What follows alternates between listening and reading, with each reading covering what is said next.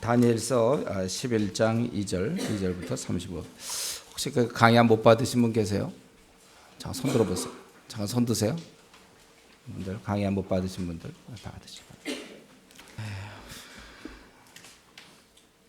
그냥 하려고 그랬는데 좀 복잡해서 처음 보시는 분들이 다니엘서 이쪽 처음 보시는 분들이 이해가 안 될 것 같아서 이렇게 만들었습니다.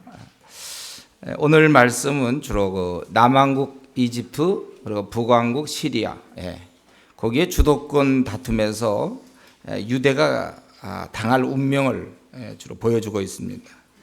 그 고래 싸움에 그런 거 있잖아요. 새우등 터진다 이런 것처럼 유대가 괜히 껴가지고 북쪽에는 시리아, 남쪽에는 이집트, 애굽 두 나라가 싸우는 통에 아주 이제 고통을 받게 되는 것이 바로 유대입니다.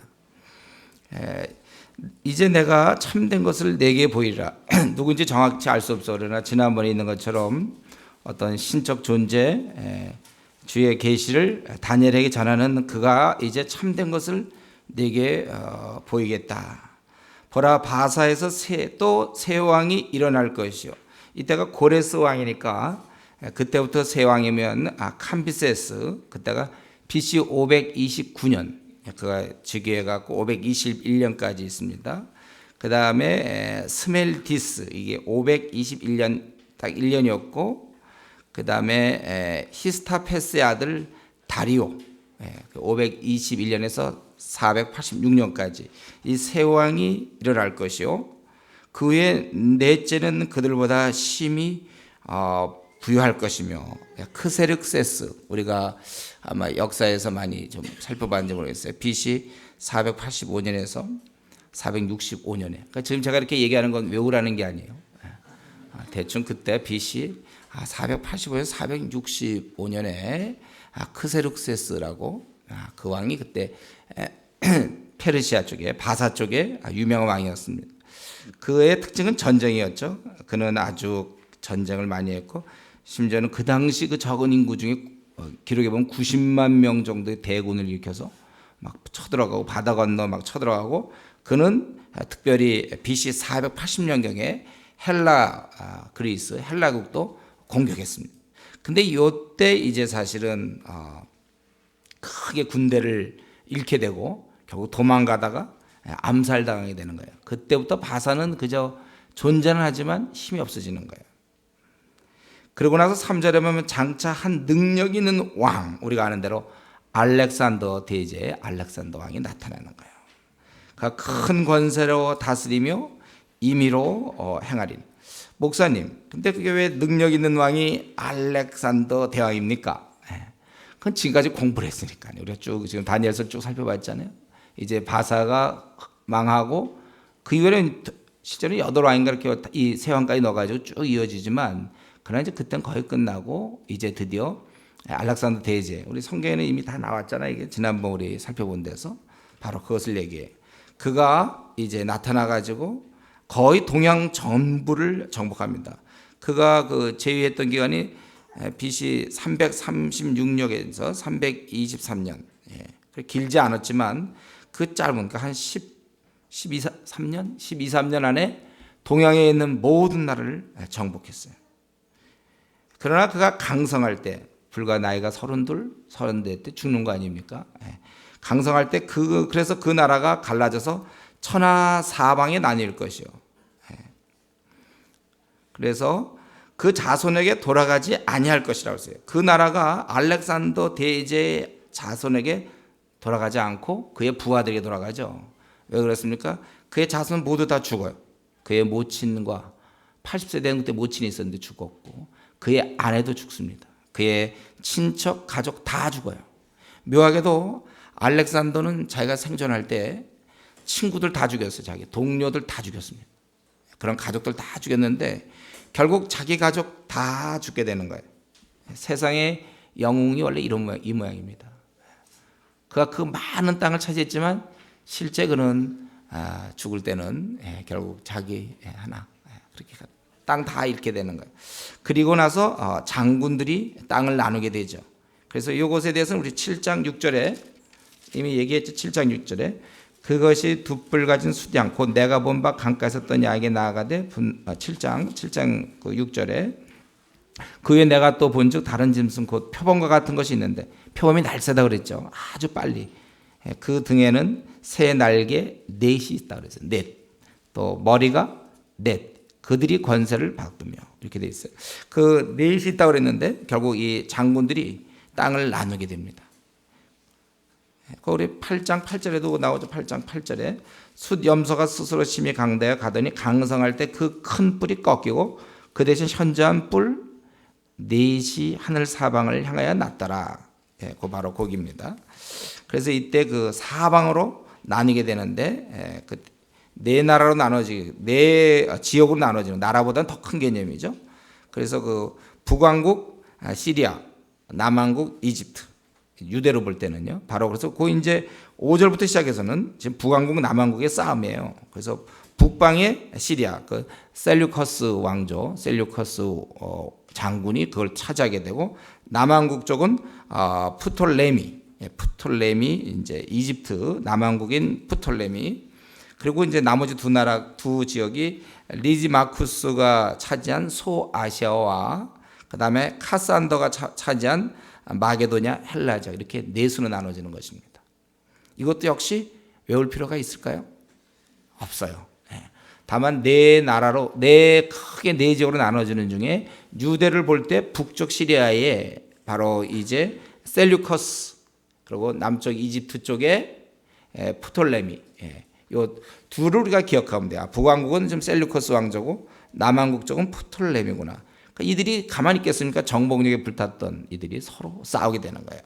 그래서 이제 남방의 왕은 강할 것이나 자 남방부터 얘기합니다. 남방이면 누구예요? 어느 나라요? 애굽, 이집트를 얘기하죠.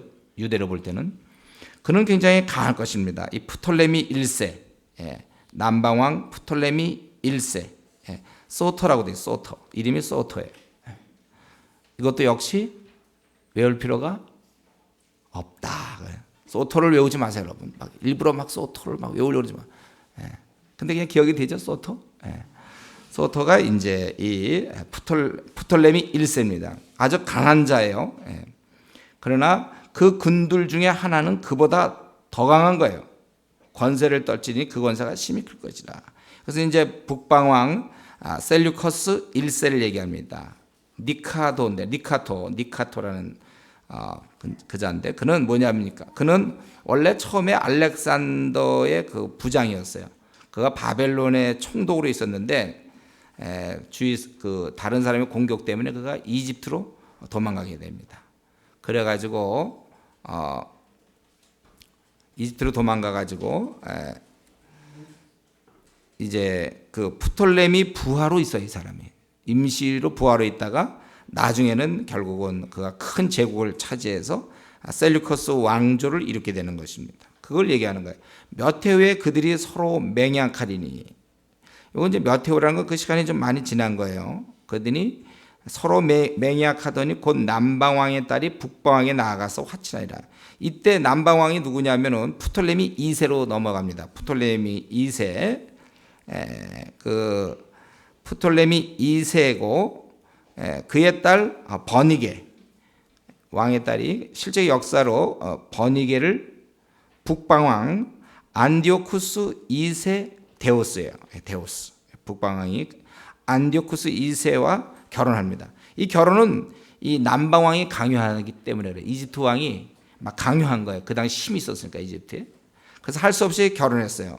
그래서 이 북방왕 말이죠. 북방왕 이름이 데오스 안디오쿠스 2세인데 지금 제가 뭐 안디오쿠스 데오스 뭐 포톨레미 외우지 마세요. 그냥 있다 이가 여기 지금. 근데 그가 어떻게 결혼했냐면 자기 처를 버리고 전처를 버리고 결혼하게 된 할 수 없이 이 남방왕이 강요하기 때문에. 그런데 이 전처가 누굽니까? 라오디스라는 아주 대단한 여인이었어요. 복수. 자기를 버린 것을 알고 복수합니다. 그래서 그 남편을 독살시켜요. 그래서 죽은 거예요, 그가. 그리고 그 전처의 아들, 그러니까 북방왕을 얘기하는데 그는 셀류커스 2세인데 셀류커스 2세 칼리니쿠스, 그가 BC 246년에서 220, 약 20년간 통치하는 사람이에요. 그가 버니게와 그 아들을 죽이는 거예요. 엄마랑 협력하여 모자 간에 협력해서 버니게와 그 아들을 죽이는 것입니다. 그래서 거기 보면은 그 공주의 힘이 쇠하고 그 왕은 서지도 못하며, 여기서 그 왕은 가능성이 둘 중에 하나겠죠. 프톨레미 2세나, 그러니까 이 남쪽 왕이 무력해진다는 뜻도 될 수 있겠고, 아니면 그 원래 결혼했던 안디오쿠스 2세를 얘기할 수도 있겠어요. 권세가 없어질 뿐 아니라 이 공주와 그를 데리고 온 자와 그를 낳은 자와 그때 도와주는 다 버림을 당하리라, 이렇게 됐다. 그러자 이 공주의 본족에서 난 자 중 하나, 이 누구냐면 버니게의 남동생, 이제 프톨레미 3세입니다. 유케테스라는 자인데, 그가 자기 누나의 누나가 죽었으니까 그 나라에 이제 공주를 보내서 왕비가 되게 했는데 가서 전처한테 죽게 되거든요. 그러니까 이 누이의 복수를 하기 위해서 이 프톨레미 3세인 유케테스, 그가 북왕국을 치는 거예요. 여기 보면 어떻게 되어 있습니까? 치러 와서 그의 성에 들어와서 그들을 쳐서 이겼다고 되어 있잖아요. 7절에. 그래서 이 누이의 복수를 한 거죠. 가서 이기고 그 신들과 부어 만든 우상들과 그 은과 금의 아름다운 길을 다 노력하여 애굽으로 가져갈 것이요 몇 해 동안은 그가 북방왕을 치지 아니하라. 그 전쟁에서 이겼지만 그러나 이제 그 상태로 놔뒀다는 거예요. 그러니까 어떻겠습니까? 이 패배한 북방왕이 이제 그걸 다시 복수하기 위해서 그가 셀류커스 아까 2세라고 그랬죠. 2세 누굽니까? 누구라고요? 여기 써 있죠. 칼리니쿠스. 아까 그가 뭐라고 그랬어요? 그 버니게 그 공주를 죽이고 그 아들을 죽였던 자죠. 자기 엄마랑 협력하여. 바로 그가 이제 이 쳐들어가려고 남방 나라로 쳐들어가려고 다 해서 동생을 시켜서 싸우려고 그랬어요. 아마 그에게 정권을 주고 아마 했는데 거기서 내분이 일어나요. 동생이 그거에 대해서 배반하게 되는 거예요. 전쟁 날 때 이렇게 쉽게 뭐 다 한마음이 되는 게 아니잖아요. 이 전쟁 해봐야 안 된다, 뭐 때문에 치느냐, 뭐 이런 식으로 해갖고 동생이 배반하여서 서로 내분이 일어나서, 그래서 어떻게 쳐들어갈 것이나 자기 본국으로 물러가리라, 싸울 수가 없었습니다. 그렇게 되었다는 거예요. 그러니까 지금 계속 어땠어요? 이 북방은 계속 남방한테 지고 있죠. 해도 자꾸 당하고 복수도 안 되고, 아까 남방은 아주 자기 누이 버니게가 준 걸 보고 올라가서 막 이기고 그러지 않았습니까? 남방은 계속 이기는데 북방은 계속 지고 있는 중이에요. 그래서 그 아들들이, 이것은 북방왕의 아들들이, 특별히 대표적인 두 사람이 셀류커스 3세예요. 이제 보면 아까는 셀류커스 2세가 끝나고 셀류커스 3세 그리고 안디오쿠스 3세, 이 두 사람입니다. 그래서 이들이 전쟁을 준비하고 힘이 많은 군대를 모아서 물에 넘친 같이 나올 것이며 그가 또 와서 남방왕의 견고한 성까지 칠 것이다 이거예요. 이렇게 공격을 합니다. 10절에 보면. 그런데 이들이 왔지만 이 남방왕은 크게 노하여, 이때 이 남방왕은 또 누구냐면, 이게 지금 여러분 한 왕이 계속 싸우고 죽고 이런 게 아니라 지금 벌써 시간이 계속 흐르는 거예요. 남방왕이 크게 노했다 그러는데 여기서 얘기하는 남방왕은 프톨레미 4세. 그 당시 재임 기간이 뭐 10년, 20년 이렇게 적게. 프톨레미 4세인 필로파터입니다. 그가 모처럼 북방 왕들이 편먹고서 잘 내려와서 아주 그냥 많은 군대를 거느리고 왔지만 안 돼요. 또 남방 왕이 또 이겨요. 근데 북방 왕이 큰 무리를 이길 것이나 그 무리가 그의 손에 붙임 바 되리라. 그래서 남방 왕이 또 물리치는 것입니다. 그래서 여기 보면 이에 이집트 왕 프톨레미 4세인 필로파터가 싸워서 또 북왕국을 무찌르는 거예요. 그리고 여기 보면 그 북방의 왕이 두 명이라 했죠. 셀류커스 3세와 안디오쿠스 3세인데 셀류커스 3세는 불과 왕이 돼갖고 3년 안에 죽어요. 그가 226년부터 223년에 통치하고 그 다음에 223년부터 길게 무려 한 40년 정도 187년까지 BC 223에서 187년까지는 이 안디오쿠스 3세가 이제 이 북방을 다스리고 있는 것입니다. 근데 이 안디오쿠스 3세가 아주 유명한 왕이에요. 보통 역사가들은 그걸 대왕이라고 칠 정도로 많은 공헌을 했는데 어쨌든 이때는 졌습니다. 그러고 나니까 이 남방왕이 이겨놓으니까 남방왕은 누구라고요? 속으로 대답하세요. 남방왕이 누구죠? 속으로 대답한 게 이겁니까? 프톨레미 4세 필로파터. 맞아요. 그러면 그가 이겼단 말이에요. 지금 이들이 이기니까 어떻게 됐어요? 큰 무리를 사로잡은 후에 그 마음이 스스로 높아졌어요. 그래서 수만 명을 엎드릴 것이나 그러나 그 세력은 더하지 못할 것이다. 스스로 높이고 대살육을 하지만 망하게 되는 것입니다. 그래서 이 북방왕은 또 돌아가서 하여튼 자꾸 지금 계속 지고 있죠. 북방 쪽은요. 예? 지금 중간에 이겼습니까? 계속 지고 있는 것까지 여러분 알고 있죠. 예. 또 그래서 돌아가서 다시 대군을 전보다 더 많이 준비해야 했다가 몇 대 곧 그 몇 해 뒤에 대군과 많은 물건을 거느리고 오리라 이렇게 돼 있어요. 이제 이때쯤이 언제냐면 북방왕이 공격할 때가 아까 얘기했던 필로파터 이 네 번째 왕 그 이집트의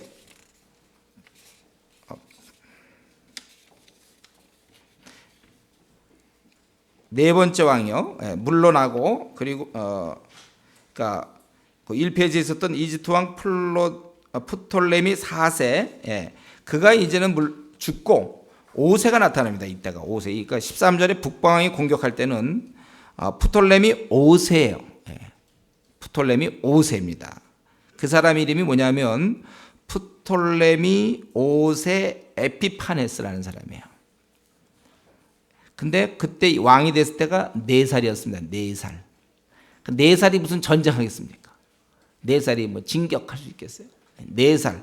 이때 근데 이 북방왕은 이 아주 막강한 거죠. 이 북방왕 안디오쿠스 3세는 아주 대단한 사람이었어요. 그래서 그가 13절 다시 대군을 전보다 더 많이 준비했다가 몇 해 후에 대군과 여기서 보면 대군과 많은 물건을 거느리라. 그때 여러 사람이 일어나서 남방왕을 칠 것이며 이들뿐만 아니라 여러 사람이라는 것은 특별히 마게도냐 이때 필립왕이라고 유명한 왕이죠. 마게도냐 필립왕과 소아시아가 협력하고 이때 아마 그 헬라주의를 주장하던 유대 사람들 중에서 그래서 보면 네 백성 중에서도 강포한 자가 스스로 높아져서 이상을 이루려 할 것이나 우리나라는 이렇게 지내면 안 되고 그리스 이쪽 뭐 헬라 쪽을 받아들여야 된다.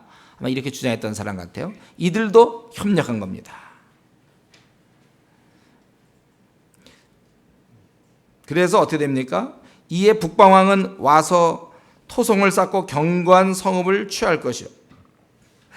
남방 군대는 그를 당할 수 없으며 또 그 택한 군대라도 그래서 여기서 택한 군대를 정예 군대로 볼 수도 있겠고 아니면 로마의 군대라고 볼 수도 있어요.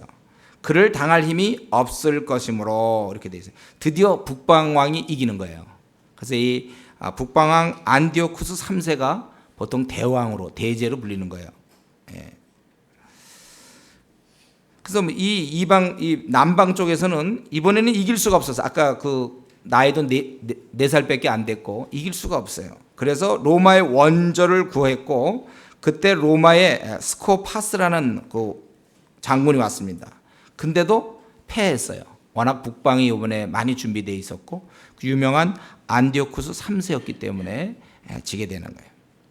그래서 드디어 16절 드디어 북왕국 안디오쿠스가 승리했죠. 처음으로 승리한 거죠. 계속 지다가 처음으로 승리하였고 그리고 그가 임의로 행하며 능히 그 앞에 설 사람이 없게 그가 영화로운 땅에 설 것. 이것은 유대 땅을 얘기하죠. 그 땅을 사실은 질밟은 거예요. 그래서 현재까지는 이제 북방이 힘이 있을 때입니다. 즉 시리아가 힘이 있을 때요. 그래서 그러다 보는데 요 4살짜리 프톨레미 5세가 점점 자라죠. 그러다 보니까 이집트가 흥기하게 다시 힘을 얻게 돼요. 그래서 이거 안 되겠다. 그래서 거기 지금 9번 하고 있는 중입니다. 다시 북방왕은 이집트 전체를 차지하려고 오게 되는 거예요. 근데 이때 로마가 개입하게 됩니다. 로마가 그래서 화친할 것을 얘기해요. 결국은 화친할 수밖에 없어요. 로마가 여기서 개입해가지고. 그래서 화친하면서 이 아래에서의 공격을 좀 완화시키기 위해서 그의 딸 클레오파트라, 물론 클레오파트라는 여러분 많이 들었죠. 그 파트라는 아니죠. 클레오파트라 이거는 1세. 그 후로 이제 이집트의 클레오파트라가 이렇게 있는데 이건 1세입니다. 그 클레오파트라를 이집트 왕 에피파네스에게 주는 계략을 세웠습니다. 그래서 그 딸 보고 들어가서 첩자로 보내갖고 이제 자기를 위해. 근데 이 딸이 시집 갖고는 어떻게 했냐면은 자기 아버지 말 들어야 되는데 남편 말을 순종했어요. 성경적이죠? 네. 남편에게 원래 복종하는 거거든요. 시집간 딸이 이게 자기를 이 에피파네스는 어떻게 생각했냐면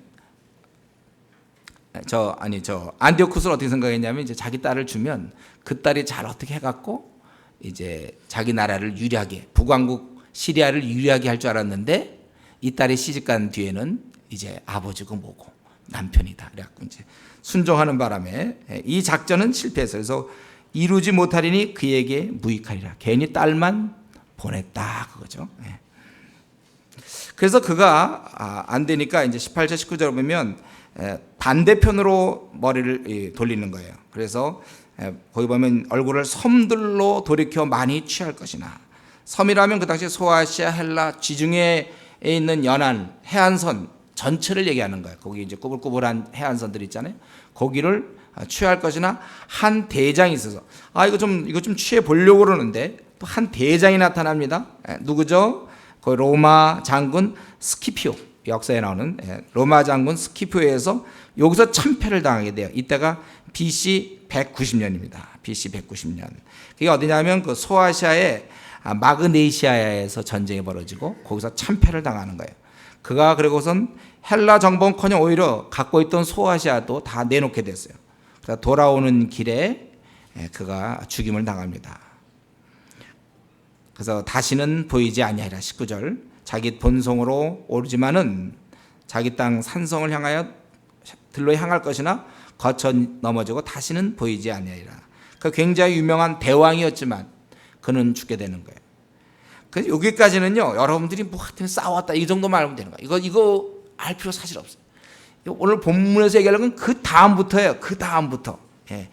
이제 20절부터 시작되는 이제 그 우리로 볼 때는 아주 그 악명 높은 인물의 등장. 바로 거기에 나오는 안디오쿠스 4세 에피파네스. 이 인물이 이제 등장해야 되는 거예요. 이게 성경에 나오는 작은 뿔 아닙니까? 네 뿔이 꺾어지고. 이게 왜 중요한 인물이죠?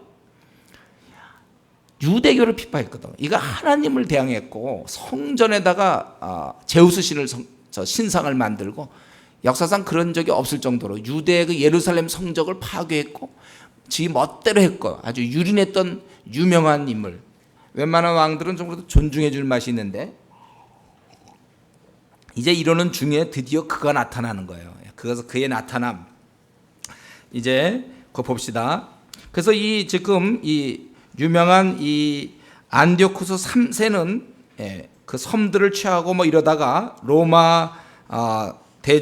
로마의 장군 스키피오에게 참패를 당하여 결국 오다가 죽게 되었다는 거예요. 그래서 그에겐 세 아들이 있습니다. 그래서 그 세 아들 중에 장남은 셀류커스 4세예요. 그러니까 어떤 때는 안디오쿠스, 셀류커스 이렇게 막 나누죠. 여기서 보면 그 장남은 셀류커스 4세 필로파터였습니다. 필로파터. 근데 그 자가 토색하는 자라고 그랬죠.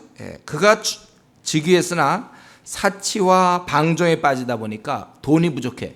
그 세금을 막 걷어내다가 헬리오도투스에게 결국은 살해당합니다. 그래서 그래서 분노함이나 싸움이 없이 전쟁에서 나가 죽은 게 아니라 헬리오도투스가 그를 죽여버려요. 그래서 그가 죽으니까 그의 아들 드미트리우스인데 그가 이제 왕이 돼야 되는데 그의 동생이 아들이 돼야 되는데 조카를 조카를 죽이고 사실은 자기가 죽인 건 아니지만 조카를 건너뛰고 자기가 동생이 왕이 되는 거예요. 그래서 또 그 위를 이을 자는 한 비천한 사람이라 나라 영광을 그에게 주지 아니할 것이나 원래는 그 아들이 돼야 되는데 이 동생이 그 자리를 노리는 거예요. 그래서 그가 바로 누구냐면은 우리가 아는 대로 안디오 4세 에피파네스. 그러니까 이 적자가 아닙니다. 이는 원래 정통이 아니에요. 찬탈한 거예요. 그 아들이 이어받아야 되는데 그가 이제 그거를 나라 영광을 그에게 주지 아니할 것이나 그가 평안한 때를 타서 괴율로 그 나라를 얻을 것이며. 그래서 세 아들 중 장남 셀류커스 4세 필로파터가 죽여야 했지만 그가 토색하다가 결국은 살해되고 그의 동생 안디오쿠스 4세 에피파네스가 조카인 드미트리우스를 물리치고 계승하여 북방왕이 되었다는 거예요. 21절 북방왕이 되었다.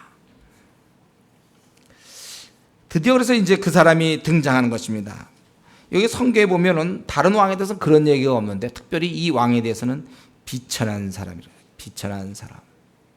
하나님 보시기에 그는 아주 비천한 사람이고 이것은 이미 성경에 예언되어 있죠. 8장 우리가 공부했던 거 생각납니까? 8장에 9절부터 11절까지 보면 어떻게 되어 있어요? 거의 13절 거의 보면 8장 9절에 그중 한 뿔에서 또 작은 뿔 하나가 나서 남편과 동편과 또 영화로운 땅은 이스라엘 땅이죠. 심히 커지더니 그것이 하늘 군대에 미칠 만큼 커져서 그 군대와 별중의 몇을 땅에 떨어뜨리고 그것을 짓밟고 또 스스로 높아져서 군대의 주제를 대적하며 하나님을 대적하는 거죠. 그에게 매일 드리는 제사를 제하여버렸고 그의 성소를 헐었으며 범죄함을 인하여 백성과 매일 드리는 제사가 그에게 붙임바 되었고 그것이 또 진리를 땅에 던지며 자의로 행하여 형통하다였더라. 이렇게 돼 있잖아요. 그래서 바로 그 작은 뿔 또 23절 8장 23절에서 25절에 나오는 내 나라 마지막 때에 패역자들이 가득할 즈음에 한 왕이 일어나리니 그 얼굴은 엄장 아주 비굴하고 이런 사람 괴율에 능하며 그 권세가 강할 것이나 이제 나중에 이제 다 망하게 된다. 그게 바로 이 작은 뿔. 그래서 여러분들이 기억할 것은 이 비천한 사람 21절 안디오쿠스 4세인 에피파네스. 그가 아주 비굴한 사람이고 자기가 왕이 되지도 않아야 되는데 조카를 물리치고서 그가 왕이 되고 넘치는 물 같은 군대가 그에게 넘침을 입어 많은 군대가 그에게 도전했지만 그가 다 이겨버려요. 동맹한 왕도 그렇게 될 것이요 그가 약조한 후에 그는 거짓 행하여 올라올 것이요 적은 백성을 거느리고 강하게 될 것이다. 적은 백성을 거느리고도 아주 강하게 그러니까 점점 강해지는 겁니다. 그리고 그는 로마에 아첨을 했어요. 그리고 왕권을 가로챈 아주 간교하고 잔인한 자입니다. 그는 거짓으로 평화조약을 맺고 이집트를 침략하여 거기 보면은 이제 23절에 보면 그와 약전에 그 거짓을 행하여 올라올 것이요 적은 백성을 거느리고 강하게 될 것이다. 그래서 그가 사실은 이집트를 또 약조를 맺었다가 침략을 합니다. 그때 이집트는 프톨레미 6세가 돼요. 6세. 그 사람 이름은 필로메트로예요. 필로메터. 그와 싸워서 어느 도 승리하면서 노략을 하는 거예요. 그가 평안한 때 그 도의 가장 기름진 곳에 들어와서 그 열조와 열조의 조상이 행하지 못하던 것을 행할 것이요. 아마 이것이 이집트를 어느 정도 눌러놓은 것을 얘기하는지 아니면 그 다음에 나오는 노력한 재물을 나눠주는 거. 아주 어느 때까지는 사람의 마음을 얻는 이런 거를 얘기하는지 그건 정확지 않습니다. 그래서 얼마 동안 산성들을 칠 것인데 때가 이르기까지 그리하리라. 그래서 그가 그 정도로 하다가 더 힘이 세지면서 아예 이집트와 전면전을 벌입니다. 25절 그가 그 힘을 떨치면 이제 크게 됐으니까 여러분 지금 어디 하고 있는지 아세요? 나 혼자 막 넘기는 것 같은데 여러분 하고 있죠? 그가 지금 25절 하는 거예요. 그 이집트와 전면전 그가 큰 힘을 떨치며 용맹을 발하여 큰 군대를 거느리고 남방왕을 칠 것이요 남방왕도 힘이 크고 강한 군대를 거느리고 맞아 싸울 것이나 능히 당하지 못하리니 왜냐하면 모략을 베풀거든. 모략을. 그래서 어떻게 됐냐면 26절에 그 이집트 군대 내에 왕에게 충성을 하던 그 왕의 그 측근들 중에 이제 배반하는 거예요. 부하가 배신해서 결국 많은 자가 엎드려 죽으니라. 이때가 BC 169년입니다. 점점 가까워져. 많은 시간이 흘렀어요. 169년. 그래서 이렇게 해서 많이 이겨놓고, 그러나 계속 이겨야 되는데, 여기 보면 이 두 왕이 마음에 서로 해오고자 하여, 그러니까 여기 보면 이제 그 남왕국과 북왕국에 있는, 즉 지금 에피파네스 그 4세와 또 아까 얘기했던 그 프톨레미 6세, 이집트와 시리아의 그 왕들이 사실은 어쩔 수 없이 이제 유지하게 돼, 그 상태를. 손익계산서를 해보니까 이게 좀 잘 안 되니까 여기서 어느 정도 협상을 하게 되는 거예요. 그리고 나서는 더 진전이 안 돼. 왜냐하면 이는 작정된 기한에 미쳐서 그 일이 끝날 것이며, 더 진전이 안 되고 이제 작정된 기한. 이 에피파네스가 그렇게 힘있게 막 그랬지만은 하나님 앞에 이 작정된 기한이 있어요. 그럼 더는 안 되는 거예요. 예, 더 안 되는 거예요. 우리 저 목욕탕 같은 데서 안마 같은 거 하는 거, 안마기 같은 거 있잖아요. 동전 넣으면 시원하다. 그래도 예를 들면 3분이다 그러면 그냥 막 좋더라도 딱 끝나 봐요. 3분. 그럼 더 이상 건져 어떻게 할 수가 없어. 혼자 막 움직여봐야 소용없어. 이게 안 돼. 이것도 마찬가지예요. 작정한 기한, 하나님이 정하신 기한이 있어서 그 일이 끝날 것이다. 그런데 이제 중요한 것은 그가 이렇게 정도 이집트 문제를 이렇게 처리하면서 그가 이제 많은 재물을 가지고 본국으로 올라간다. 남쪽에 이집트를 공격했다가 슬슬 이제 올라오면서 중간에 유대를 두르게 되죠. 근데 그가 노예물을 갖고 돌아가는 길에 성전을 파괴하고 이제 약탈하게 됩니다. 이때가 BC 168년. 그래서 그는 마음으로 거룩한 언약을 거스리며 임의로 행하고 본토로 돌아갈 것이다. 약탈하고. 그리고 29절에 다시 또 남방을 치려고 그래요. 왜냐하면 그때 어느 정도 그냥 평평하게 그냥 유지했기 때문에 다시 남방을 치는 것입니다. 그러나 성공하지 못해요. 전범만 못하리라. 왜 그렇습니까? 30절에 보니까 이는 기띔의 배들이 이르러. 여기서 기띔이라는 것은 마게도냐, 헬라, 그 밖에 해양 민족을 다 지칭하는, 특별히 로마에 연결되어 있는 거예요. 로마배라고 볼 수도 있고 어쨌든 마게도냐 함대인데, 이때 로마 사신이 배를 타고 와요. 기띔의 배. 그러니까 로마 군대가 왔다고 생각하면 되는 것입니다. 그를 칠 것이라. 원래 이거 내려가서 원래는요, 남방을 공격해가지고 그 이집트의 수도인 아예 알렉산드리아를 포위했어요. 그러니까 왕도 포위하고 여기서 이 포위만 성공하면 이집트를 다 먹는 거예요. 그런데 그때 로마 사신이 와가지고 거기 있는 것처럼 포필리우스 라이나스라는 사람, 포필리우스 라이나스가 와갖고 뭐라 했냐면 로마 원로원의 명령을 전한 거예요. 즉각 철수해라. 그래서 원을 그려놓고 그 안에 집어넣고 있잖아요. 이 왕을 그려놓고 이 에피파네스를 놓고 네가 요 원에서 나올 때까지 빨리 결정해라. 결국 여기서 그는 타협할 수밖에 없었어요. 자기가 결국 굴복할 수밖에 없어요. 로마랑 싸울 수가 없었기 때문에. 그래서 기띔의 배가 이르러 그를 칠 것이라. 그래서 29절에 이번이 전번만 못할 것이다 이거예요. 지난번에는 노획물이 많았지만 이번에는 안 돼. 굴복할 수밖에 없어요. 로마의 개입 때문에.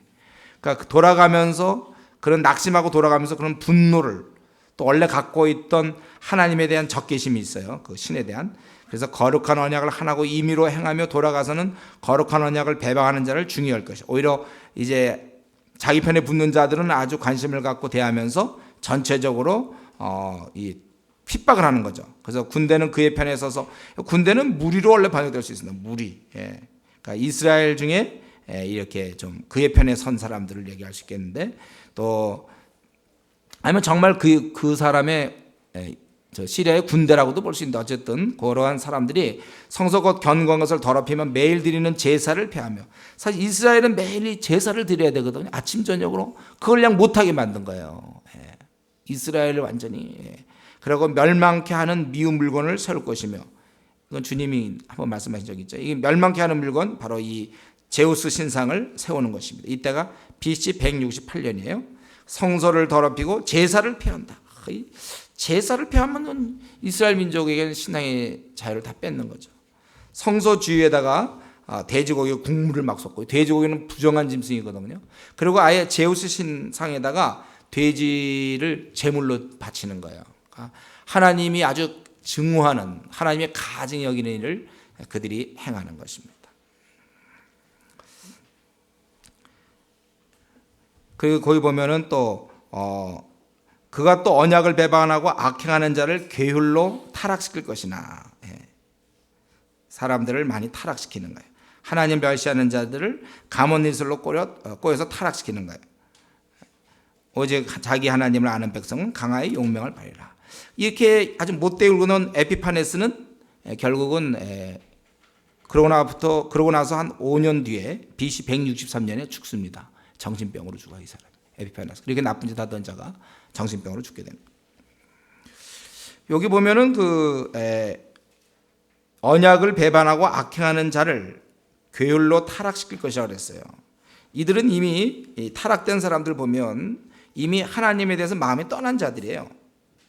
아마 자기 나라를 살펴보니까 국운이 다한 것 같고, 하나님이 우리를 다스린 다음에 왜 우리는 이렇게 비참한가? 자기들 죄 때문에 그런지 모르고, 그리고 그들이 열방의 조롱거리가 되자 많이 회의에 빠졌을 것 같아요. 이런 사람들을 괴율로 타락시켰다는 거예요. 우리도 그럴 때가 있지 않습니까? 자기 주어진 상황 볼 때 하나님이 계시다면, 혹은 하나님이 나를 생각하신다면 이럴 수가 있는가? 이 환경에 따라서 이 신앙을 자꾸 이렇게 신앙 문제를 환경에 거는 사람, 그러니까 자기의 신앙을 환경에 건설한 사람, 이렇게 얘기할 수 있을까요? 말이 좀 이상하죠. 하여튼 우리 환경에 따라 이 신앙이 왔다 갔다 하는 사람들이 많이 있다는 거예요. 그래서 환경이 잘 풀리면 하나님 살아계신 것 같고, 환경이 잘 안 풀리고 뭐 병에 걸린다거나 교통사고, 시험에 떨어진다든가, 뭐 결혼 문제 잘 안 풀린다든가, 직장이 잘 안 돼, 이러면 이제 또 신앙이 뚝뚝 떨어지고, 이런. 그 당시 사람도 아마 그랬는지 모르겠어요. 그런 자들이 결국 이러한 여러 가지 좀 가문 이설에 결국은 넘어가게 되는 거예요. 그래서 타락하게 되는 거라는 거예요. 여러분, 우리가 여기서 그 안디오쿠스 에피파네스라는 인물, 그 사실 굉장히 길지 않습니까? 한 왕에 대해서 무려 그가 21절부터 지금 여기까지 쭉 나오잖아요. 아주 길게. 또 성경의 이미 앞부분에서도 기록된 작은 뿔. 이 사람은 사실 세상적으로 보면 굉장히 술수에 능한 사람이에요. 유능한 사람입니다. 자기 자리를 다 차지하고 이집트를 막 공격하고 사람들을 끌고 이렇게 여러 가지 했어요. 그러나 성경은 그를 비천한 사람이다, 이렇게. 여러분, 이런 말은 참 우리가 좀 심각하게 들어야 돼요. 하나님의 평가가 있다는 거예요. 아무리 세상에선 그 사람을 유능한 사람, 저 사람 말이지, 소위 말하는 뭐 어느 대학을 나왔고 박사학위 받았으며, 지금 뭐 굉장히 뭐 직위가 높고 인물이 잘났고, 세상적으로 볼 땐 출세했구나, 야, 출세한 사람이다, 굉장하다. 그래도 하나님의 기준은 다르다는 것입니다. 특별히 안디오쿠스 에피파네스는 아주 비천한 사람이라고 성경에서 하나님을 대항하던 아무리 유능해봐야 하나님 없이 자기 멋대로 사는 자에 대해서 비천한 사람이라고 얘기했어요. 여러분, 우리가 한번 하나님께서 중요한 건 이 시간에요. 뭐 교회에서 평가 말할 필요 없어요. 그러니까 예를 들면 박 목사 저에 대해서, 혹은 뭐 우리 한국 교회에서 뭐 저에 대해서 어떻게 얘기하든지, 주위 사람이 뭐라고 얘기하든지, 혹시 인정받을지, 인정 못 받을지 그건 모르겠는데, 그러나 그런 것은 중요한 게 아니라 하나님이 나를 어떻게 보시는가, 우리를 지금 어떻게 보시는가. 자, 우리 졸리운 사람이 몇 사람 또 나타났습니다. 하나님이 나를 어떻게 보실까? 졸고 있는 나, 졸리운 자라고 평하실까요? 쟤는 왜 꼭 예배 시간마다 조냐? 우리가 지금 이거 뭐 프톨레미니 뭐 막 이렇게 이런 얘기 막 해서 좀 졸리운가요? 아니면 원래부터 졸려왔다 했나요? 셀류커스니 뭐 프톨레미니 싸우고 이래서 좀 약간 무슨 역사 시간처럼 생각해서 그러나, 이제 다 그러는 졸고 있는 동안에 다 끝나가고 있어요. 어쨌든 하나님께서 그를 그렇게 평가한다. 미천한 자라, 비천한 자다. 여러분, 우리가 이것을 조심하셔야 돼요. 사람들한테 인정받는데 너무 에너지 뺏기지 마세요. 사람들이 나를 어떻게 볼까? 교회에서 나를 어떻게 볼까? 아니면 직장에서 나를 어떻게 보며, 집에서 나를 어떻게 보고, 또 학교에서 나를 어떻게 보고, 이런 거 우리는 거기에 가요. 왜냐하면 일단 하나님이 안 보이니까. 그 사회적으로 인정받고 유능한 사람이라는 소리 들을지 몰라도 하나님 볼 때는 이 게으른 자야, 이 불성실한 자야. 혹시 그러면 어떡할 겁니까? 이 졸리운 자야 이러면 어떡할까요? 걸어다닐 때 깨서 다니지만 앉으면 졸리운 사람들 말이에요. 하나님이 내 생을 참 헛수고하는 그러한 삶으로 나를 바라보신다면 우리가 어떻게 될 것인가? 자, 여기까지 쭉 얘기됐는데 그러면 여기서 유대민족은 어떻게 되는가? 이럴 때 이제 유대민족. 그때 뭐라고 했습니까? 거기 32절부터 35절 하나님 나라 백성의 연단이라는 제목이죠. 32절에 오직 자기 하나님을 아는 백성은 강하여 용맹을 바라리라. 이럴 때라도 하나님을 아는 참다운 백성은 스스로 강하게 살아야 된다는 거예요. 이 저항하면서 살아야 되는 거예요. 자기 신앙생활을 고수하면서 바로 이러한 흐름과 이러한 협박과 이러한 그 회유, 제사를 폐하고 막 이런 협박과 회유 속에서 하나님을 아는 백성은 아주 꿋꿋하게 살아가야 된다 그거예요.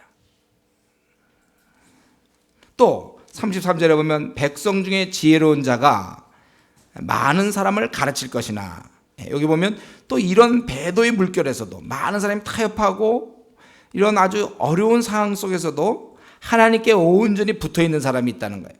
오히려 그 사람은 주위 사람으로 하여금 하나님을 향하도록 많은 사람을 가르치는 게 있다. 그런 자가 있다는 겁니다.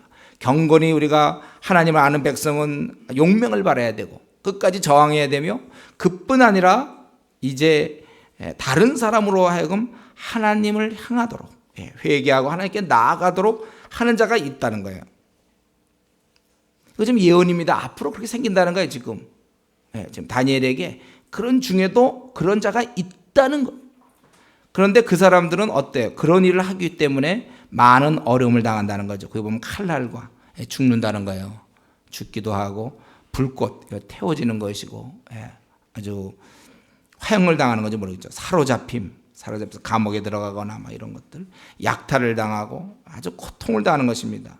그래서 그 쇠폐하리라, 아주 그가 망하게 되는 아주 그런 고통 가운데 지낼 것입니다. 그러나 이러한 흐름 속에서도 도움을 조금 얻을 것이나 이렇게 돼요. 도움을 좀 얻을 것이다. 그래서 요거에 대한 우리 해석이 좀 이 역사상에 보면은 이 가능성은 뭡니까? 지금 이들이 의롭게 살려고 이 에피파네스의 그런 탄압과 회유와 괴율과 이런 가운데서 협박 속에서 그들이 의롭게 살려고 하다가 많이 죽게 되는데, 그럴 때 도움이라면 결국 이들이 신앙적으로 살 수 있도록 그런 기회, 이렇게 우리가 볼 수 있죠. 그래서 우리 칼빈 선생은 이것이 바로 그때 있었던 마카비 왕조의 건설로 보고 있습니다. 근데 흐름상 그게 맞을 거라고 생각해요. 왜냐하면 지금 종교적인 핍박이었으니까, 종교적인 자유. 그래서 실제로 이때가 마카비 왕조가 이제 등장할 때인데, 유대 쪽에서는 그건 누굽니까? 그 제사장 마띠아스라는 사람이 있어요. 마띠아스. 그게 5 아들이 있었는데 그 중에 셋째 아들, 그 셋째 아들 유다 마카비.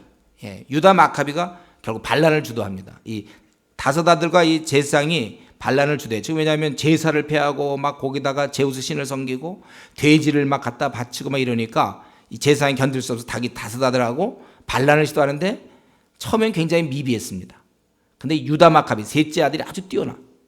그래서 점점 처음엔 소수였지만 점점 늘어나서 드디어 BC 164년에 이걸 몰아내고 그걸 다시 성전을 깨끗이 하며 다시 재봉헌을 하게 되는 거예요. 성전을 정결케 해요. 제우스 신상이라든가 이거 다 없애버리고 다시 제대로 회복시켜요. 그게 마카비 왕조예요. 그래서 여기 보면 그래서 이 도움을 조금 얻는다. 이거 조금이라는 것은 영원한 관점에서 볼 때 그렇죠. 하나님의 관점에서 궁극적인 구원은 메시아의 오심으로 시작돼야죠. 마카비가 그런 형식을 띄었어요. 메시아의 모형을 띨 수는 있지만 이것은 궁극적으로는 아마 그 영원한 것과 비교해 볼 때 조금이라고 쓰지 않았겠나 이렇게 볼 수 있겠어요. 아니면 완전하게 회복이 안 되니까 유다 민족이 아무리 마카비 왕조가 들어서도 완전히 회복이 안 되기 때문에 그렇게 쓸 수도 있겠다. 그렇지만은 그래도 여전히 많은 사람은 게을러 많은 사람들이 신실하지 않은 많은 사람들은 그들과 같이 함께 한다는 것입니다. 그래서 35절에 또 그들 중에 지혜로운 자 몇 사람이 쇠퇴하여 아까 좀 이렇게 주님을 좀 섬기는 것 같았는데 또 그 소수인데 그 중에 또 여러 사람이 또 이렇게 타협하게 되는 거예요. 몇 사람이 쇠퇴하여 따라가 버려 그들하고 함께해요. 이러한 가운데 무리로 연단되며 정결케 되며 희게 되어 마지막 때까지 이르게 하리니 이는 작정된 기한이 있습니다.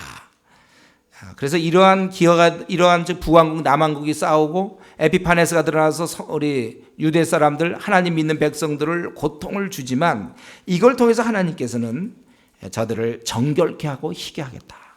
하나님이 그렇게 하신다 그거예요. 자, 오늘 이 말씀 쭉 여러분들이 이 말씀을 오늘 이 말씀을 우리가 좀 생각해 보면요. 성경에서 왜 이런 말씀들이 쭉 있는지 우리가 이런 거 특별히 역사적 해서 거기 보면은요. 우리가 말씀과 역사를 잘 이렇게 맞춰보려고 할 때 노력하지만 정확지 않을 수가 있어요. 근데 어쨌든 이것이 예언이기 때문에 일단 우리가 현상에서 가능한 만큼만 알아볼 뿐입니다. 지금 제가 쭉 이렇게 했지만 뭐 거의 맞겠지만 그런 게 100%일까에 대해서는 조금 생각해 봐야 돼요. 혹시 또 어떤 뜻이 있는지. 그렇기 때문에 우리는 사실보다는 그 의미에 더 관심을 가져야 돼요. 너무 역사적 사건을 우리가 맞추려 하긴 해야 되죠. 이건 그렇게 될 거라고 그랬으니까. 특별히 헬란이 뭐 다 이게 나오니까. 그러나 너무 에너지를 쏟지를 말고 우리는 하나님께서 어느 정도 보여주시는 것은 우리를 안심하도록 하고 우리를 위로하시며 하나님의 뜻 이러한 아주 혼란한 틈에 너희가 연단되어 정결케 되기를 원한다. 우리 이것을 잘 아는 게 중요해요. 세세한 설명이 목적이 아닙니다. 이거 뭐 예언을 해놓고 맞췄다. 지금 그거 하려고 하나님이 이거 하고 있는 겁니까? 그게 아니에요. 우리는 하나님의 이런 의도, 여러 환난 가운데서 정결케 되고 이런 걸 원하는구나. 그리고 우리는 여전히 이 말씀을 통해서 하나님의 통치하심을 우리가 볼 수 있죠. 이때가 다니엘이 이 계시 받을 때가 BC 586년 아닙니까? 고레스 왕 3년에 10장 1절에 보면 근데 무려 약 한 350년, 370년 뒤의 얘기를 그가 아직 살아있을 때 다리오가 살아있을 때 이제 고레스 그 새 왕이 나타날 것이다. 아직 나타나지도 않았지만 그 새 왕이 나타날 것이고 그때 이제 알렉산더 대제가 드러날 것이고 나눠지며 북방과 남방 왕의 그 싸움을 다 얘기하고 그리고 안티오쿠스 에피파네스가 드러나서 이제 이런을 할 때 너희가 연단을 받지만 너희는 정결하게 돼야 된다. 이런 하나님의 의도. 정말 이런 370년 후의 일을 미리미리 350, 370년을 다 이렇게 말씀하시는 하나님. 여러분 우리가 이 역사가 하나님의 정한 기한에 다 들어있다는 걸 생각할 때 통일 같은 문제도 마찬가지예요. 우리나라 통일 문제라든가 또 앞으로 과연 어떻게 뭐 독도 문제로 일본하고 우리나라가 혹시 어떻게 될지 또 중국이 앞으로 커지면서 어떻게 될지 미국이 앞으로 쇠퇴하게 될지 또 어떤 전쟁이 날지 혹은 핵전쟁이 일어날지 우리는 이런 거에 대해서 몰라요. 우리는 그러나 우리가 한 가지 아는 것은 미래를 두려워하지 맙시다 여러분. 그분 손 안에 있어요. 우리가 앞으로 뭐 주한미군이 철수할지 아니면 또 어떻게 될지 우리는 전혀 어떻게 돌아가는 걸 알 수가 없어요. 다만 두려워하지 말잔 말이에요. 하나님의 손안 정한 기간이 있어요. 하나님이 이렇게 우리는 앞으로 굉장히 아주 계속해서 우리는 이러한 시대에 살아갈 거예요. 이런 가운데서 하나님의 통치를 믿어야 되고 그리고 우리가 좀 살펴볼 수 있는 것은 지금 세상 나라에 대해서 쭉 나오지 않습니까? 바사 그 다음에 그리스 바사 그 다음에 그리스에 대한 얘기가 쭉 나오고 로마 얘기까지 쭉 나오는데 그때나 지금이나 말이죠. 세상 나라는 항상 자기 나라 자기들의 이익과 권력을 쫓고 싸우고 또 어떤 때는 의도적으로 동맹을 맺기도 하고 정략 결혼도 하고 또 속이기도 하고 계교를 짜고 또 힘 있으면 누르고 힘 없으면 붙기도 하고 죽이고 죽고 남을 다 죽였지만 또 나중에 자기가 죽게 되고 배반하고 항상 자기 뜻대로 마음대로 되는 게 아니에요. 여러분 세상 나라는 흥하기도 하고 쇠하기도 하고 잘 나가기도 하다가도 갑자기 멸망당하고 일시적이지 세상 나라는 영구적이지 않습니다. 이런 면에서 미국 같은 데가 좀 조심해야 될 거예요. 너무 힘 있다고 그러면 안 되죠. 영구적이지 못해요. 여러분, 그리고 우리는 이런 세상 나라에 대해서 우리의 마음을 너무 빼앗기지 않도록 조심하세요. 마치 이 땅에서 일이 모두 다인 것처럼 여러분 살면 안 됩니다. 우리는 이 땅에서 벌어진 일이 내 생의 전부인 것처럼 살아서는 안 돼요. 그래서 이게 좀 잘 되면, 돈 좀 벌고 출세 좀 하면 마음이 교만하고 고시 패스, 잘 나가는 뭐 변호사, 아니면 잘 나가는 의사, 뭐 이런. 그럼 마음이 교만할 수, 안 그런 사람도 있지만 교만할 수 있단 말이에요. 또 일이 잘 안 풀리면 낙심하고 속상하고, 다른 사람들은 왜 저러는데 왜 나만 왜 이렇게 일이 안 풀리고, 지질이 궁상이며 왜 이렇게 되고 하고 너무 힘들어하는 자가 되면 안 된다는 것입니다. 땅에서 벌어지는 일들이 또 이 내 생에 펼쳐지는 여러 상황이 나의 전부가 될 수가 없어요. 여러분, 이런 자신의 주어진 상황에 대해서 너무 좀 안달 복달 좀 하지 마십시오. 좀 요동 좀 하지 마세요. 뭐 이렇게 요동합니까? 너무 이 상황에 흔들리는 거 아닌지 모르겠어요. 지금 우리 세상 나라 봤지만 이게 얼마나 변화가 무쌍한지 몰라요. 우리가 좀 하늘나라에 속한 자답게 여유를 누리며 여유를 갖고 우리가 살아야 되겠어요. 그래서 내 결혼 문제, 내 직장 문제, 또 나의 뭐 어떤 문제, 이런 뭐 여러 가지, 내 자녀의 이런 문제, 앞날의 문제, 너무 말이죠. 좀 안달 좀 하지 마십시오. 세상 나라에 대해서, 세상 일에 대해서 내 마음을 빼앗기지 않도록 조심해야 될 것입니다. 그리고 우리가 볼 때는 여기서 중요한 건 이런 싸움 중에 문제는 이제 이스라엘 민족 보면 그 중에 타락한 자들이 있단 말이에요. 근데 그들은 이미 언약을 배반하고 악행하는 자를, 그들 마음속에 이미 준비되어 있는 자들, 그러니까 넘어지기로 준비된 자죠. 우리가 영적으로 제대로 준비되었을 때 우리는 사실 잘 넘어지지 않습니다. 타락하는 자들을 가만히 보면 이미 하나님 말씀에 대해서 불순종하던 자들이 타락해요. 벌써 이 썬데이 크리스찬, 주일 예배만 오고 그저 쓱쓱 이런 사람들이 사실 타락하지, 제대로 신앙생활하는 사람은 잘 타락하지 않습니다. 하나님 말씀에 대해서 아주 불순종하고, 하나님의 그 엄유하신 말씀, 우리가 하나님을 잘 섬겨야 되는데도 불구하고 좀 하나님에 대해서 경시하던 자들이 결국은 타락하게 되는 거예요. 평소에 하나님 뜻을 뻔히 알면서도 고집 부리고 자기 원하는 대로 살아가는 사람들은 극히 위험한 상태에 있는 것이에요. 이런 자들이 하나님을 떠난다는 거, 어려울 때라든가 회유가 있거나 아니면 협박이 있을 때, 아니면 뭐가 잘 안 풀릴 때, 결혼이 잘 안 풀릴 때, 자녀가 잘 안 될 때 이들이 쉽게 떠나는 거예요. 여러분, 우리가 우리 일상에서, 우리 평소에 우리가 경건의 연습을 게을리하면 안 됩니다. 우리 중에 그 누구도 자신의 과거 신앙, 그거 잘했던 거 믿고 지금 나태하면 안 돼요. 정신 못 차리고 하루하루 대충 지내면 간교하고 잔인한 이 에피파네스 같은, 우리에게는 영적 아주 그 잔인한 마귀가 우리를 기다리고 있고, 그래서 그 밥이 되는 것을 알아야 합니다. 우리 신앙 중에 제일 위험한 게 미지근함이라고 그랬죠, 제가. 마귀에게 당한 게 미지근함이라고 했어요. 원래 우리는 뜨거워야 정상입니다. 신앙이 식는다는 것이, 그것이 우리는 자꾸 자연스러운 현상처럼 얘기하는데 그게 아니라 마귀에게 당할 때 신앙이 식게 돼 있고, 우리가 그걸 당하지 않으면 우리는 뜨겁게 돼 있는 거야. 이거 두 가지밖에 없어, 성경은요. 미지근함을 자꾸 가운데 두고 있어요. 왜냐하면 보통 따뜻하고 차고 미지근함이 있잖아요, 우리는. 미지근함이 자꾸 미지근함이 있는 걸로 얘기하고 있어요. 그러나 성경에는 그게 아니라 하나님을 위해서 열심히 신앙생활을 열심히 하지 않으면 그게 미지근한 것이고, 성경은 미지근한 것이 바로 마귀에게 공격당해서 쓰러져 있는 것을 말하는 것입니다. 마귀의 밥이 됐다는 거예요. 그렇기 때문에 쉽게 이런 자들이 타락하는 거예요. 그래서 타락된다는 거예요. 그러나 우리 경건한 자가 있다고 그랬죠. 경건한 자. 5번에 보면 경건한 자들이 있어요. 이거 지금 앞으로 있을 거의 하나님께서 약 한 300년 그 이후에 얘기를 하는데 300년 이후에 경건한 자들이 있다 이거예요.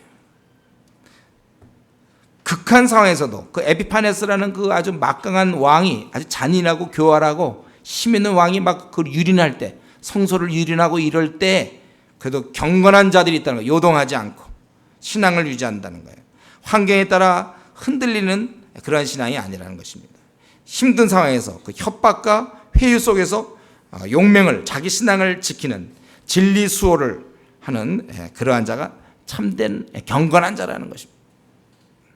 여러분, 오늘날 지금 이 시대는 뭡니까? 특히 중국은 협박이고 우리나라는 편함이죠. 사람이 편할 때 결코 신앙생활 잘 할 수 없습니다. 그러니까 중국 사람들은 오히려 협박 속에서는 신앙생활 잘해요. 그러나 우리나라는 지금 우리 사사기에 나오는 것처럼 하나님이 축복하셔서 편해지면 하나님을 모른다 한다 그러잖아요. 어려울 땐 막 열심히 사업 부도가 나려고 그러면 막 열심히 하나님 살려주십시오 하다가 그게 다 해결돼서 돈을 벌면 뭐가 잘 풀리면 그때는 우리가 이제 슬슬 게을러지고 기도 생활 안 하고 뭐 이대로 살아도 좋은데 뭐 우리가 그럴 수 있다는 거예요. 그렇기 때문에 우리가 지금 사실은 이때도 힘들었지만 지금 우리가 살고 있는 지금 이 시대 너무 세속적 정신, 돈 중심으로 모든 가치 체계가 돈 중심적으로 움직이는 이 시대야말로 특별히 우리에게 어려운 거예요. 특별히 청년들은 이 성적인 타락, 이거 아주 그냥 무서운 우리 본능을 막 공격하고 송두리째 붙잡는 거거든요. 여기서 싸워나가야 돼. 용감을 발해야 돼. 하나님을 아는 백성은 강하여 용맹을 저항해야 되는 거예요. 세상의 흐름과 저항하고 자기 신앙을 지켜야 되는 거예요. 내 마음이 자꾸 세상에 빼앗기려고 그럴 때 저항해야 돼요. 그리고 거기 정결함이라고 되어 있죠. 네 번째 보면 정결함 순서를 좀 바꿨는데 네 번째 하나님께서 우리가 정화되도록 연단을 주신다는 거예요. 그러나 일정한 기간만 허락하신다. 거기 35절에 마지막 때까지 이르게 하니 이런 작정된 기한이 있습니다. 일정한 기간만 허락하시는 거예요. 아까 얘기했지만 아무리 힘들어도 그 안마기 그거 딱 끝나면 그다음에 더 이상 안 되는 것처럼 아무리 연단과 어려움이 있다 할지라도 일정한 기간이 있다는 거예요. 그렇기 때문에 우리가 안심할 수 있어요. 그래서 현재 여러분 몇 년째 어려움을 겪고 있습니까? 하나님이 이제 그걸 풀어주실 때가 있다는 거예요. 그러니까 잘 견뎌야지.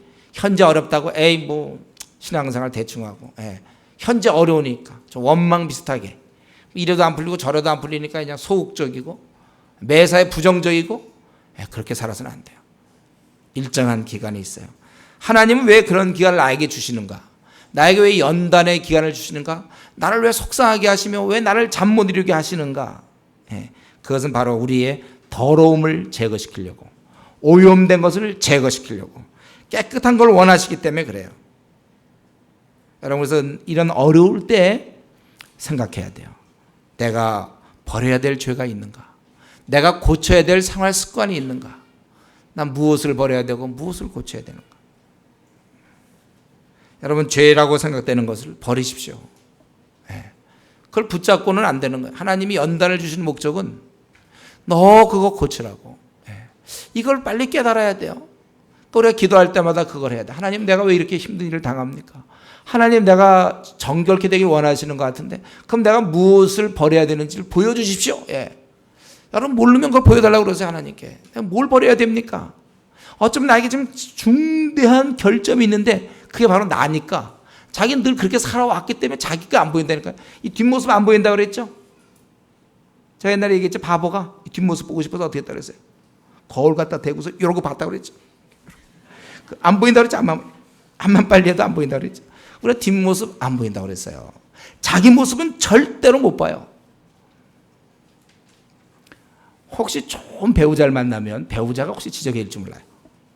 그러나 그런 경우도 참 드물어요. 서로 이렇게 맞춰나가니까. 결국 하나님 앞에서 1대1로 만나서 하나님, 내가 왜 이렇게 연단을 당해야 되는지, 혹시 내 하나님 나를 갖다가 정결케 하기 위한 방법일 텐데 나로 하여금 그 죄악을 보게 해 주십시오. 기도하세요, 여러분. 그래서 그걸 떼내야 됩니다. 얼굴에 하다못해 우리 밥 먹다 여기 밥알 하나 붙어도 보기 좀 여러분 어때요? 매력적입니까? 박을 붙거나 고춧가루 하나 끼거나 뭐 이렇게 붙으면 그거 아주 안 좋지 않습니까? 우리 하나님 볼 때도 우리가 오염됐기 때문에 그걸 좀 물로 씻어내는 거예요. 이렇게 연단이 그게.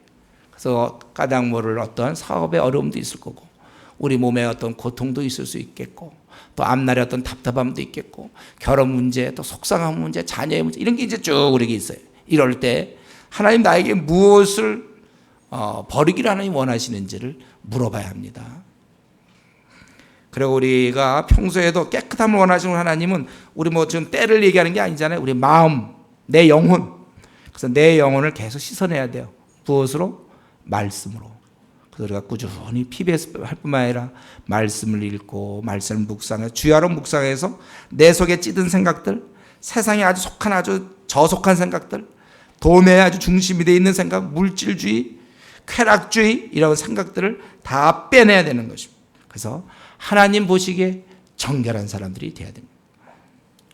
마지막으로 끝으로 여섯 번째 거기 보면 33절에 보면 이런 타락한 시대에도 그래도 하나님을 믿게 하려고 하나님께 돌아오게 하려고 가르치는 사람이 있다는 거예요. 우리 하나님께서는 300년 뒤 350년 뒤를 얘기하면서 다니엘에게 그때 가르칠 자가 있다는 거예요. 가르칠 자가. 가르치는 게 얼마나 중요한 것인지 몰라요. 타락한 시대에 하나님을 믿는 신앙에서 많은 자가 이탈하고 많은 사람이 타협하는 심히 혼란한 그런 와중에서도 다른 사람을 바른 길로 인도하려고 가르치는 자가 있다는 사실. 얼마나 우리에게 위로가 되는지 몰라요. 가르치는 사람이 있구나. 저는 이 말씀 보면서 야, 우리 하나님께서 이걸 기뻐하시는 거예요. 그들이 경건한 백성이 될 뿐만 아니라 그 한 350년 뒤에 이 비천한 자가 일어나게 될 텐데 하나님 보실 때 300몇 년, 350년 뒤에 비천한 자가 일어날 때 그때 내 백성들을 그가 막 괴롭히고 그래서 많은 백성들이 타락하고 미혹게 되고 회유하고 협박 속에 넘어가는 그런 중에도 경건한 자는 저항해야 될 것이고 그리고 그때 진리 안에서 그래도 하나님께 돌아오라고 가르치는 사람이 있을 거다 이거예요. 그렇다는 거예요. 이 하나님을 대항하는 자는 자꾸 다른 사람을 타락시키지만 그래서 오늘날 우리나라에 지금 이단이 200만 명으로 넘어갔다고 그랬죠. 200만 명을 타락시켰어요. 이단들이. 그렇지만 반대로 또 불신자를 거듭나게 하고 어린 자를 세우는 사람들이 있다는 거 하나님 보시기에. 그게 바로 우리죠. 본인은 물론 다른 사람까지도 하나님을 온전히 바라보도록 이끄는 자들이 있다는 거예요. 어느 시대나 이런 자들이 있었어요. 그 심한 박해와 회유와 타락 속에서도 그런 자가 있었다는 거예요. 여러분 그것을 하나님께서 얼마나 기뻐하시겠습니까? 그러니까 이렇게 그런 자에 대해서 얘기하고 그들은 그러나 고난을 많이 받는다고 얘기했습니다. 여러분 우리가 오늘 이런 역사, 세상 역사를 보면 막 참 지저분해요. 죽이고 죽고 모함하고 속이고 계략하고 막 힘이 있으면 누르고 다 세상 역사는 그러지만 그러나 또 다른 면에서 하나님의 백성은 경건히 살 것이고 또 다른 사람을 가르치는 사람 그런 사람이 있다는 것을 다니엘에게 말씀하시는 거예요. 여러분 우리가 어느 시대나 이런 사람이 있었고 하나님이 언급할 정도로 아주 귀한 사람들인데 바로 우리가 지금 이 시대에 그런 사람이 마땅히 돼야 될 것입니다. 그래서 이미 성경에서는 우리가 남을 돌보면서 권면하면서 사람을 이끌면서 살라고 그렇게 얘기하고 있습니다. 시대가 어둡고 좀 우리 모태신앙들이 많이 타락하고 미지근하고 그나마 신앙 가진 사람들이 제대로 잘 이렇게 신앙생활 잘 안 하고 점점 교인들이 줄어가고 한국교회가 약화되고 세속화되는 이런 흐름 속에서도 비록 소수가 될지 모르지만 나라도 내가 진리를 가르치는 사람 하나님께 사람을 이끄는 사람이 돼야 되겠다. 그것이 오늘 이 시간에 저와 여러분의 결심이 될 수 있기를 바랍니다. 같이 우리 기도하겠습니다. 오늘 우리는 하나님의 말씀을 통하여 다니엘에게 그가 586년에 이 계시를 받게 되는데 무려 그로부터 시작해서 약 163년 4년까지 거의 370년 정도 이후의 얘기를 우리 하나님께서 하신 것입니다. 그러면서 거기서 얘기하는 것은 이런 연단은 우리를 정결케 합니다. 우리 하나님의 의도를 분명합니다. 우리가 정결케 되길 원해요.